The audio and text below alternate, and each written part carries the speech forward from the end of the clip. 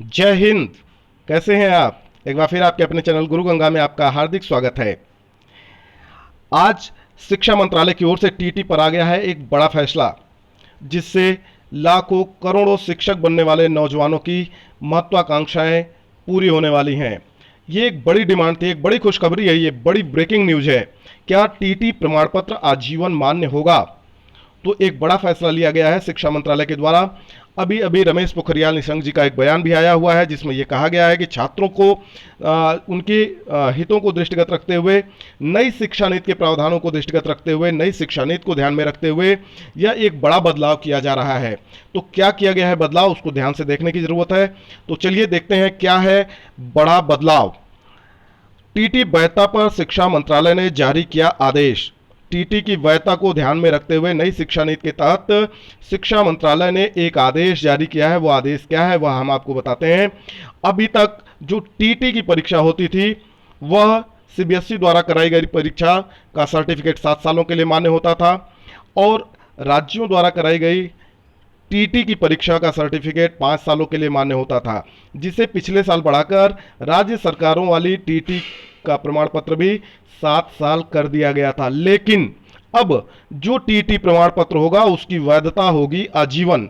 आज के आदेश में यह कहा गया है कि टीटी प्रमाण पत्र की वैधता आजीवन होगी, यानी जो एक बार टीटी पास कर लेगा उसकी सर्टिफिकेट आजीवन मान्य होगी। जैसे राष्ट्रीय पात्रता परीक्षा होती है, नेट की परीक्षा होती है जो यूजीसी कराती थी, तो उसकी तर्ज पर बार बार यह डिमांड की गई थी कि टीटी की परीक्षा एक बार पास करने के बाद शिक्षकों को बार बार अपनी पात्रता सिद्ध करने की आवश्यकता क्या है। एक बार जिसने टीटी पास कर लिया उसे एक दोबारा से टीटी की जरूरत नहीं होनी चाहिए। ये डिमांड बहुत दिनों से चल रही थी, और इसको दृष्टिगत रखते हुए शिक्षा मंत्रालय ने यह आदेश जारी किया है कि अब जो टीटी की वैधता होगी, प्रमाण पत्र की वैधता होगी, वो आजीवन होगी। जिन्होंने एक बार टीटी पास कर लिया उनको दोबारा टीटी देने की आवश्यकता नहीं होगी।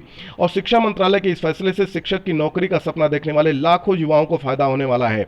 शिक्षा मंत्रालय ने यह कह दिया है कि जिन उम्मीदवारों की या छात्रों के प्रमाण पत्र की 5 साल या 7 वर्ष की अवधि पूरी हो गई है, या आप ये कह लीजिए कि जिनकी सर्टिफिकेट की वैधता हो गई है पूरी, उनके लिए जारी होगी नई सर्टिफिकेट।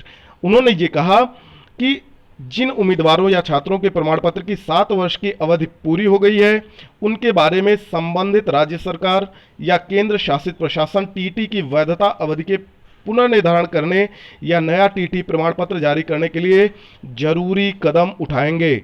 और ये व्यवस्था आपको पता होगी, टीटी की जो व्यवस्था थी वह 11 फरवरी 2011 से लागू की गई थी।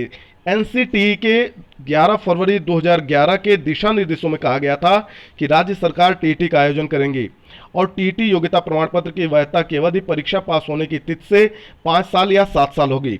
ये 2011 में निर्धारित कर दिया गया था। लेकिन अब एक संशय पैदा हो रहा था कि क्या यह जो नियम लागू होने वाले हैं यह आज से लागू होंगे या विगत वाली कोई तिथि से लागू होंगे।